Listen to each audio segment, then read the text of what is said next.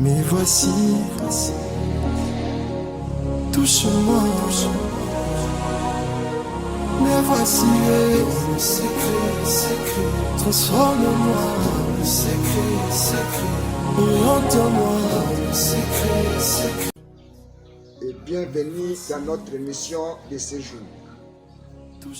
L'émission de ce jour, c'est une grande émission dans laquelle nous voulons partager cette grande nouvelle, une information effroyable dont l'intitulé Chata virus fait ravage record.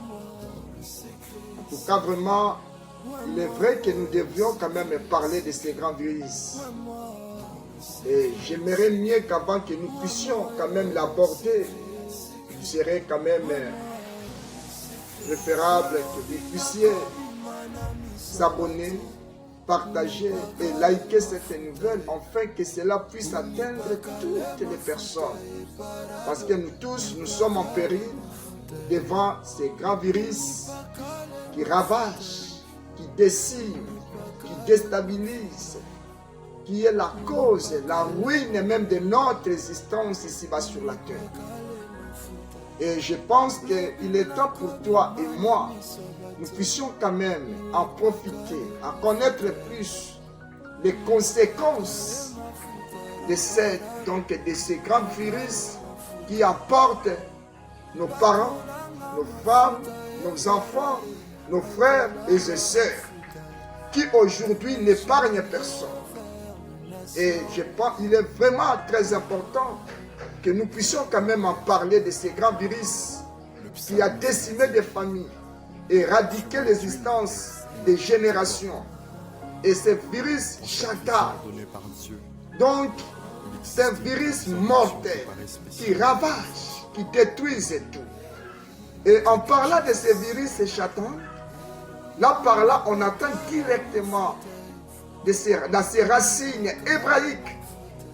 Il y a qui veut dire Chantan, qui veut dire péché. Or, par sa définition, nous dit que c'est-à-dire péché, manquer la voie, encourir la culpabilité, forfait, c'est aussi manquer le but, quitter le droit chemin, c'est perdre et s'égarer. Par là, nous pensons que dans ces grands fléaux qui a décimé des générations, depuis notre existence sur cette terre, nous ne pouvons pas l'ignorer, même si beaucoup d'entre nous semblent l'ignorer.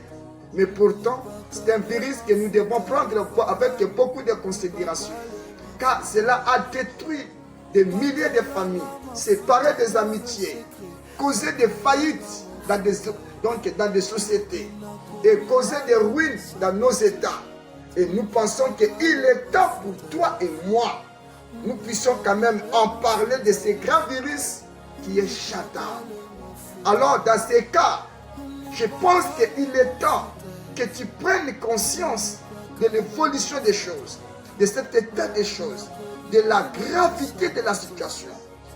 Vu cette gravité de la situation, Dieu dans son amour, il nous a donné ce bon texte, cette belle promesse que toi et moi, nous pensons que nous pouvons lire ça rapidement dans Ézéchiel chapitre 36 au verset 25 que j'ai lu. La Bible nous dit ceci: ainsi dit l'Éternel, je reprendrai sur vous une eau pure et vous serez purifiés. Je vous purifierai de toutes vos souillures et de toutes vos idoles. Mes frères et sœurs, l'heure est grave. Quand Dieu nous dit de telles choses, quand Dieu nous parle de toutes ces choses, cela prouve l'amour que l'Éternel Dieu prouve pour nous. Malgré notre état, malgré notre méconduite, nos mauvaises actions, l'amour de Dieu prime toujours. Et l'amour de Dieu est toujours là. Comme il est écrit dans Ésaïe 54, verset 10. La Bible nous dit quand les montagnes s'éloigneraient et que les collines chancelleraient, son amour ne s'éloignera pas de toi, ainsi que son alliance de paix ne chancellera jamais. Dit l'Éternel qui a compassion de toi. Quand nous parlons de la compassion, on en voit automatiquement. Donc, cela veut dire, que veut dire la compassion? Le sentiment qu'a une personne. Donc, c'est un sentiment qu'éprouve une personne aux souffrances d'autrui. Et par là que Dieu sait que le péché est la cause de notre souffrance. Il est la cause de beaucoup de choses. Quand nous comptabilisons des morts, des décès, des personnes qu'il a apportées, des riches et des pauvres, des puissants et des faibles, nous remarquerons que le péché, c'est un fléau que nous devons à tout prix l'éradiquer, les chasser de notre existence, dans nos vies, dans nos corps, dans nos actes. Et il est vraiment très important, même dans nos couples, une fois que le péché entre, automatiquement il y a la répudiation, il y a le divorce, il y a la séparation, il y a toutes sortes de désordres et de troubles. C'est pourquoi quand Dieu dit que je vous pire, donc je répandrai sur vous une eau pure. Ça, c'était une promesse d'antan, mais aujourd'hui nous vivons l'accomplissement de cette promesse.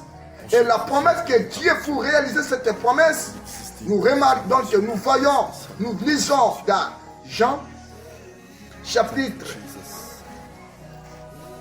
20. Je lis au nom de notre Seigneur Jésus. Lisons rapidement Jean. Quand la Bible nous dit, il répandra des eaux, une eau pure, une eau pure. Par là, Dieu veut nous rendre propres. Et la Bible nous dit, dans Jean 19, au verset 32 et 33, la Bible nous dit, s'étant approché de Jésus et le voyant déjà mort, il ne lui rompit pas les jambes. Mais un des soldats lui perça les côtés avec une lance, et aussitôt il sortit du sang et de l'eau. L'eau que Dieu avait promis de nous purifier, de nous laver, cette eau n'était autre que l'eau qui était sortie dans les entrailles de notre Seigneur Jésus-Christ. On fait d'expier, d'effacer l'existence du péché, car il n'y a que lui, il est l'agneau de Dieu, c'est lui qui ôte les péchés. Ôte les péchés du monde.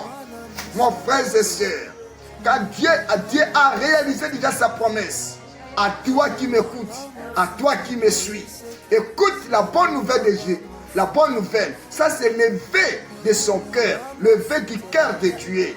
Il veut te purifier, il veut te rendre pur, il veut te laver de ta situation. Par là, lorsque nous parlons de laver, tailleur, en hébreu, veut dire, donc tailleur, purifier, donc rendre propre, être pur physiquement, des maladies ou moralement. Vous savez que le péché cause beaucoup de choses. Il crée des problèmes dans notre santé. Il crée des problèmes dans notre psychologie, dans notre conscience. Et ça nous dérange tous. Il est temps que toi et moi, nous puissions quand même s'approprier de cette promesse. Il est temps, bien-aimé, quand Dieu te dit, il veut répandre sur toi une eau pure. Par là, Dieu voulait juste nous dire, il veut nous rendre purs, nous rendre pauvres, donc nous rendre propres. Et quand nous parlons des accueils, c'est dire que Dieu veut encore nous purifier, nous rendre brillants. Oh, nous avons, le péché a terni notre image. Le péché a terni ta témoignage, ta réputation, ta renommée. Et le péché nous dégrade, nous humilie et nous efface de l'existence. Le péché cause beaucoup d'ennuis dans notre existence. Donc le péché rend notre existence insupportable. telle sorte que tu n'as même pas envie de vivre à cause de la situation aggravante. À cause de la situation aggravante. Donc de tous ces habits, donc des crimes et des choses, semblables, qui fait qu'aujourd'hui que tu puisses même douter de ton existence parce qu'il y a la présence du péché. Si le péché c'est ton ennemi, que tu dois l'éradiquer dans tes actes, dans tes propos, dans tes pensées, dans tout ce que tu feras. Une fois que le péché, que tu lui donnes accès, donc le péché a des conséquences éternelles. Pour t'informer, laisse-moi te rappeler une chose, que Dieu t'aime, il veut te toi. La promesse, le souhait de Dieu, il veut te rendre encore brillant. Il est vrai que nous avons perdu notre image, nous avons perdu notre statut à cause de la désobéissance. Mais aujourd'hui, par Christ, Dieu te donne cette opportunité. Il te dit que ce péché-là, ce que tu fais là, a une fin mortelle. Car le salaire du péché, c'est la mort. Il est temps pour toi et moi que nous mettions en terme cette mode de vie. Donc nos mauvaises actions, nos comportements, notre vie là, ignoble, une vie dégradante à cause de toutes ces mauvaises choses que nous pratiquons jour et nuit. C'est pourquoi la Bible nous dit, Jésus a apparu pour détruire toutes les œuvres du diable. Et la fin du péché, c'est la mort. Sa fin est pire que le mal. Bien-aimé dans le Seigneur, je te prie, par le nom de notre Seigneur Jésus-Christ, de prendre en considération ces choses. Car la fin résiste. Et vous connaissez le prix de toutes ces choses. C'est qu'il y aura un jugement de tout acte. Mais Dieu veut te laver. Malgré ta position, malgré tout ce que tu as commis comme crime, si tu reviens à ton Dieu, comme il est écrit, il a compassion de toi. Il sait qu'aujourd'hui, si tu te trouves dans cet état, c'est parce que tu as péché. Oh, l'existence du péché cause beaucoup de choses. Nous détruisent nos sociétés, détruisent notre existence, détruisent notre paix, détruisent tout. Et à la fin, le péché nous amène à l'enfer. Essaie un peu d'imaginer, qu'est-ce que c'est l'enfer? Supposons un peu que tu passes tout ton temps dans une éternité de souffrance. Et pourtant, il y a déjà assez de souffrance sur cette terre. Il y a beaucoup de choses que nous souffrons. Et chaque jour, nous ne cessons de faire couler nos larmes à cause de nos péchés. Mon bien-aimé, pour l'amour que le Seigneur nous a témoigné, c'est pourquoi Dieu nous-mêmes nous dit, Jésus, quand il est venu dans le monde, il nous a dit que Dieu a tant aimé. Il a beaucoup aimé. Il a donné son Fils unique, afin que tu crois en lui, que tu ne périsses pas, mais que tu aies la vie. Que le diable ne te trompe pas. Que le diable ne te trompe pas. Il est temps de rentrer, de revenir à ton Dieu, de l'embrasser, de s'approcher auprès de lui, avec un cœur sincère, car Jésus est là. Nous prenons un autre cas, car nous parlons toujours du péché. Nous remarquerons dans Luc, chapitre 19, au verset 1 à 10, mais je prends juste l'essentiel. La Bible nous donne le récit d'un monsieur qui s'appelait Zachaï, chassé, Zachaï en hébreu, qui veut dire juste, qui veut dire innocent. Mais à cause de la profession qu'il avait choisie, la profession l'a changé. En telle sorte que cette profession l'a rendu, cette profession qu'il a choisie, cette profession l'a automatiquement transformé en une autre personne. Et pourtant, sa vraie identité, il était le fils d'Abraham, juste, pur, innocent. Mais aujourd'hui, sa vie est chargée. Il a beaucoup de problèmes, il a beaucoup de situations. Il a terni son image, malgré ses richesses, malgré sa position sociale. Mais aux yeux du monde, il n'était plus ce que son nom est. De même que toi et moi, tu n'es pas ce que ton nom est. Tu es un homme créé à l'image de Dieu, selon sa ressemblance. Mais regarde ce que tu fais. Regarde ta conduite. Regarde ton attitude. Aujourd'hui, tu as quitté les droits chemins. Tu es allé embrasser les fétiches. Donc tu es allé faire de n'importe quoi. En telle sorte qu'aujourd'hui même, on ignore qui tu es. Réellement, qui tu es. Oh, tu es créé à l'image de Dieu et à sa ressemblance. Pourquoi je t'ai pris comme Zachaï? La Bible nous dit que ce jour-là, Jésus passait dans sa ville à Jéricho. Et comme il passait, Zachaï, qui, par sa définition, son nom qui veut dire innocent, juste, il était devenu injuste et un homme corrompu, c'est-à-dire un homme de mauvaise réputation. Comme toi, la prostitution t'a donné un mauvais statut, une mauvaise réputation. Aujourd'hui, tu marches, tu fais des choses ignobles, des choses dégradantes, les choses qui, donc des choses que je ne pouvais même pas dire comment dire ça. C'est honteux même de le dire. Mais maintenant, retrouve ton identité. Et la Bible nous dit, quand cet homme, quand Jésus passait dans son chemin, quand maintenant Jésus passe dans ton chemin, il passe au devant de toi. Toi qui m'écoutes, ne change pas, ne quitte pas cette émission, sans pour autant prendre en considération ce que tu attends. Je te dis, il est temps pour toi que tu reviennes à ton Dieu.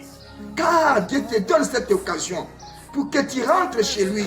Il veut te rendre puissant. Ça, c'est le souhait que Dieu a. Ça, c'est son souhait. Car il dit, il ne veut pas que les méchants meurent. Mais c'est qu'il veut que les méchants changent de conduite et qu'ils vivent. Change ta vie. Change-les. Change ta pensée. Tes mauvaises manières. Donc ta mauvaise conduite. Il est temps que tu reviennes à ton Dieu. Et je te dis, je te donne cette information. Dieu veut te purifier. Il veut te laver. Car chante n'épargne personne. Tu ne seras pas épargné, mon frère. Lors de son jugement, le jour que Dieu rentrera et que son Fils sera assis sur son trône blanc pour nous juger, ce jour-là, tu comprendras que l'offre que l'Éternel t'avait dit, c'était une offre que tu ne pouvais pas la négliger. Aujourd'hui, tu négliges cette bonne nouvelle. Tu n'as même pas du temps à y penser à ça.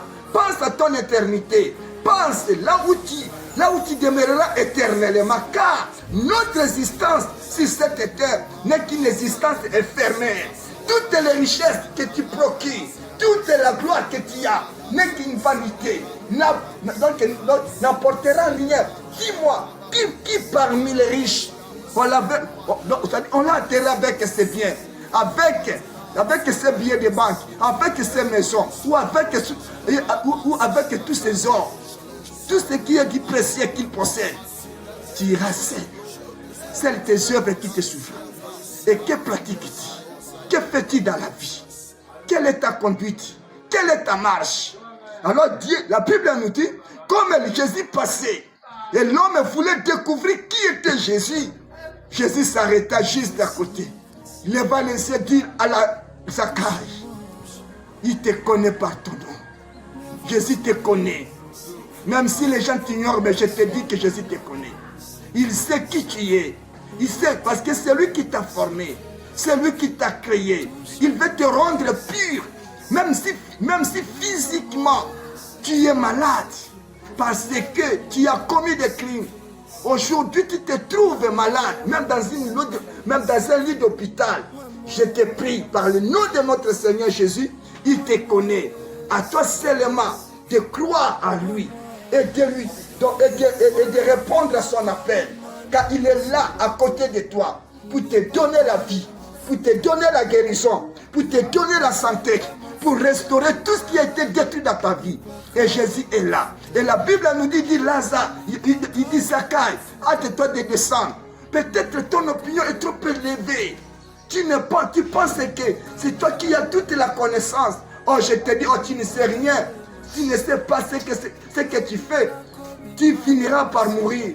Ta fin sera la mort. Mais si tu l'acceptes et tu le reçois dans ta vie, ta fin sera la vie éternelle. Oh, c'est que Dieu veut que tu ne sois pas mort, mais que tu sois, pour que tu vives. C'est pourquoi il dit, il ne veut pas qu'un méchant meure dans sa méchanceté. Il demande aux méchants de se repentir. Et peut-être il dit que vis ce que j'ai fait. J'ai commis beaucoup de choses. j'en connais beaucoup, j'ai fait beaucoup de crimes. Dieu me pardonnera-t-il? La Bible nous dit que tes pensées ne sont pas les pensées de Dieu et tes voix ne sont pas ses voix. Donc si tu reviens à lui, il va t'embrasser parce qu'il a compassion de toi. Dieu sait qu'il n'y a que lui qui a créé. C'est lui qui t'a formé, c'est les mêmes personnes qui a préparé l'enfer pour les diables et pour ses anges. Laisse-moi te dire, t'informer que l'enfer n'a pas été créé pour toi. L'enfer a été créé pour Dieu. Donc l'enfer a été créé pour Satan et pour ses anges. À toi maintenant de choisir. Car Dieu te dit, je mets devant toi la vie et la mort. Les biens et les mal, mais choisis. Mais dans le mal, il n'y a pas d'avenir. Donc dans le péché, il n'y a pas d'avenir. Donne ta vie à Jésus. Convertis-toi. Change-toi mon frère. Il est temps. C'est pourquoi je te prie. La Bible nous dit ceci. Donc par sa commisération, Jésus s'est donné la mort. Parce qu'il connaissait quand même ta souffrance. Il a participé. C'est comme ça que même dans le livre d'Hébreux, permettez-moi de faire encore une autre lecture. Dans le livre d'Hébreux, chapitre 2, la Bible nous dit ceci.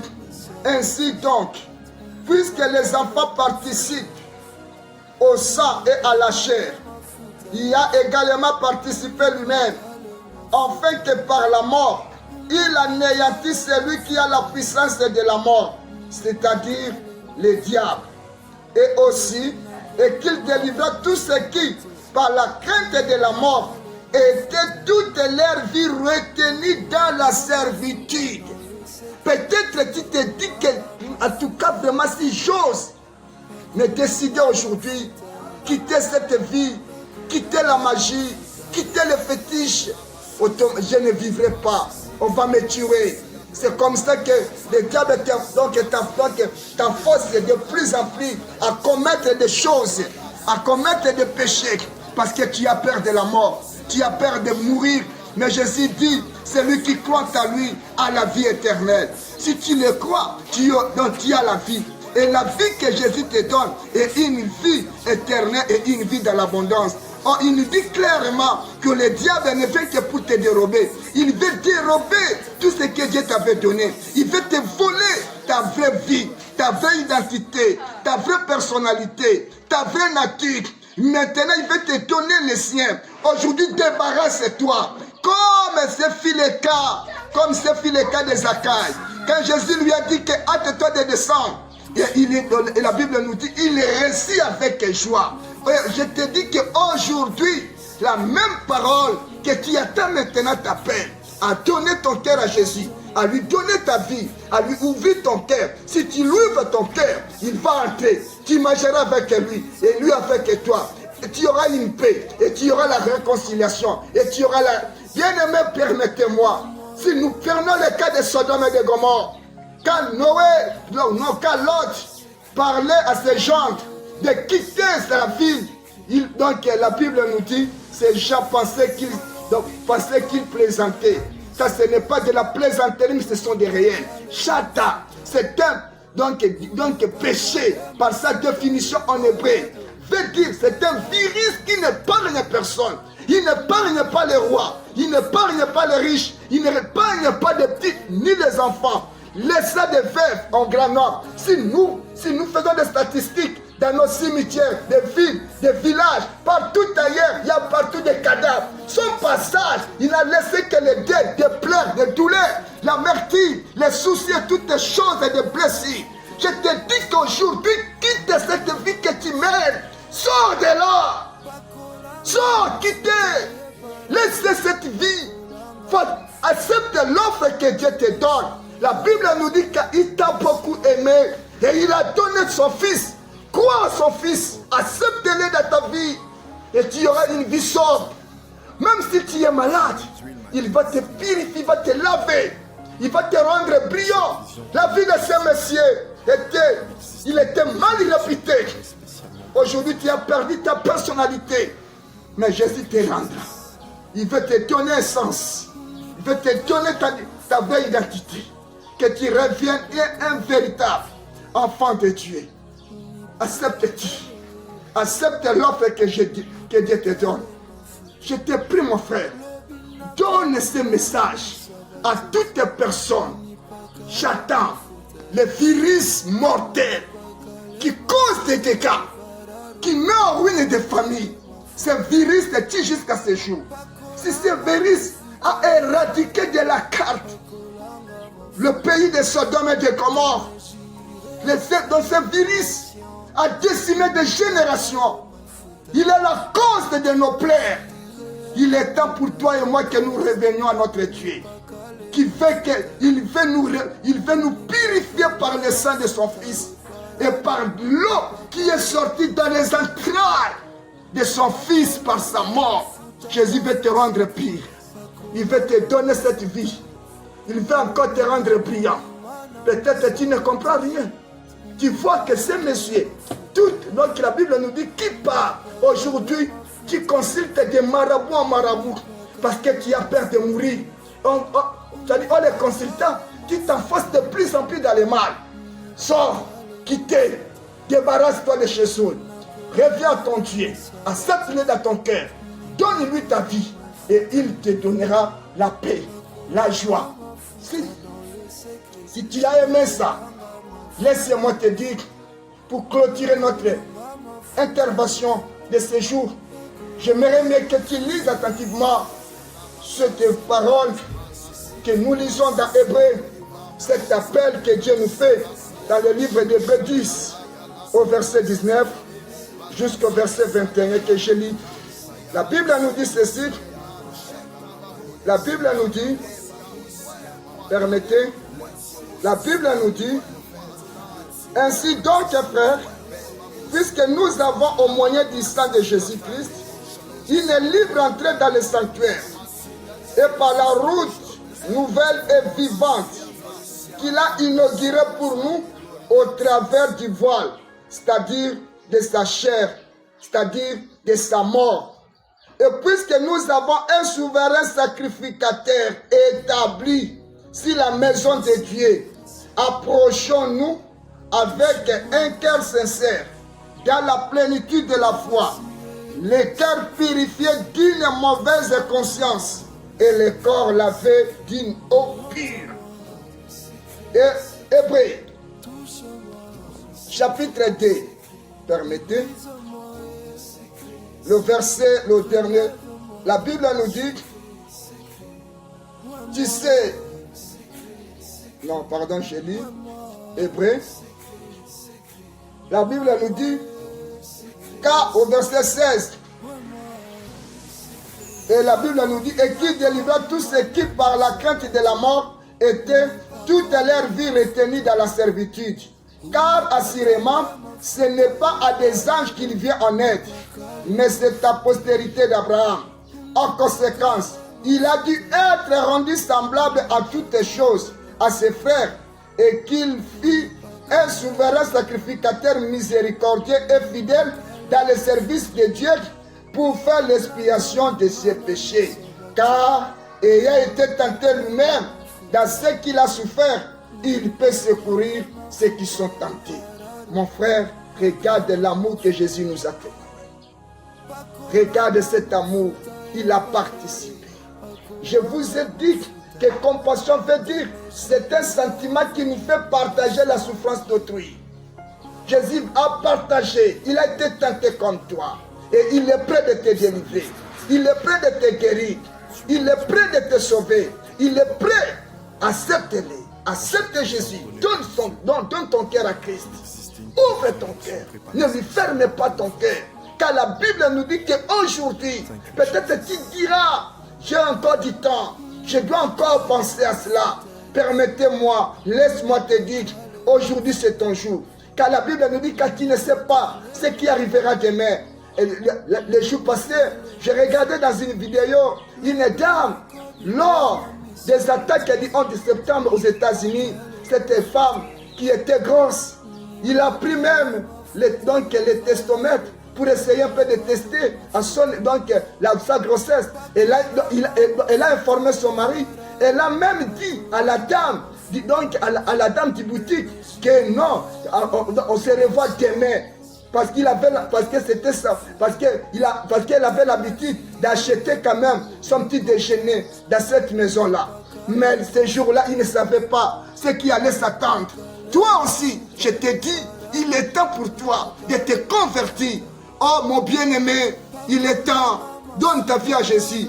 La Bible nous dit, approche, n'hésitez pas. Ça, c'est l'appel que Dieu te donne. Peut-être tu es occultiste, tu ne sais pas où, comment tu mettras fin à ces choses. Comment tu vas quitter ce monde que tu t'es introduit. Comment tu ne sais pas comment t'en sortir. Parce que tu en sais trop. Je te donne cette bonne nouvelle. Jésus va te donner. Alors, ouvre ton cœur. Si tu l'acceptes, suis-moi dans cette prière. Dis ceci. Seigneur Jésus, me voici devant toi. Je te donne ma vie. Je sais que j'ai commis beaucoup de choses. Je te prie de me pardonner. Je t'ouvre mon cœur. Je te reçois dans ma vie comme Seigneur et Sauveur. J'abandonne tout. Je t'accepte. Jésus, sauve-moi de ce virus. Sauve-moi de ce virus. Car tu es l'agneau de Dieu. Et c'est toi qui ôtes le péché. Tu sais ce que le péché a mené dans mon corps. Aujourd'hui, je suis malade. Parce que j'ai péché contre toi. Je n'ai pas été obéissant envers toi. Je te prie par ton nom, comme tu avais dit à cet homme, que lève-toi, prends ton lit et tes péchés te sont pardonnés. Il s'est rétabli. Je te prie, Jésus-Christ, guéris-moi, guéris mon âme, délivre-moi. Au nom de Jésus-Christ, sauve ma vie, sauve mon âme, libère-moi de ces choses. Je t'accepte. Purifie-moi par ton nom, par l'eau qui est sortie de tes entrailles. Rends-moi pur, purifie-moi Seigneur, et donne-moi cette vie, car tu m'as promis la vie. C'est pourquoi je reviens entre tes mains, et je te donne ma vie, au nom de Jésus-Christ. Laisse calme et je vais prier pour toi. Père très saint, tu dis dans ta parole, que de ta bouche si tu confesses, et dans ton cœur si tu crois, tu es sauvé. Écoute les déclarations de ces messieurs, de cette dame qui t'a accepté aujourd'hui dans sa vie comme son Seigneur et Sauveur. Père, s'il a péché et qu'aujourd'hui il est malade, parce qu'il avait commis un crime, Père très saint, au nom de ta compassion et au nom de la commisération de ta divinité, car tu es notre Créateur. Père très saint, au nom de Jésus, je demande la guérison et je demande la restauration et le rétablissement. Guéris ceux qui sont malades dans les hôpitaux. Guéris toute personne et bénis toute personne, homme et femme, qui partagera cet élément. Que la grâce de Dieu vous accompagne. Que Dieu vous bénisse.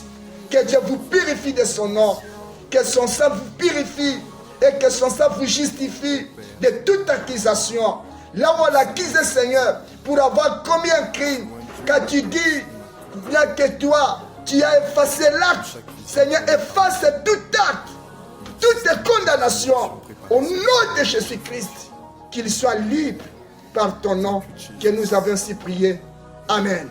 Amen, amen. N'oublie pas de vous abonner, de partager cet élément pour suivre nos prochaines éditions. Partage ça à une autre personne. Peut-être tu ne sais pas. Il y a d'autres personnes qui sont dans les besoins. Dieu le sait. Et quand tu auras fait ça, Dieu te bénira. Que Dieu te bénisse. Que Dieu t'accorde sa grâce. Par le nom de notre Seigneur Jésus-Christ. Amen.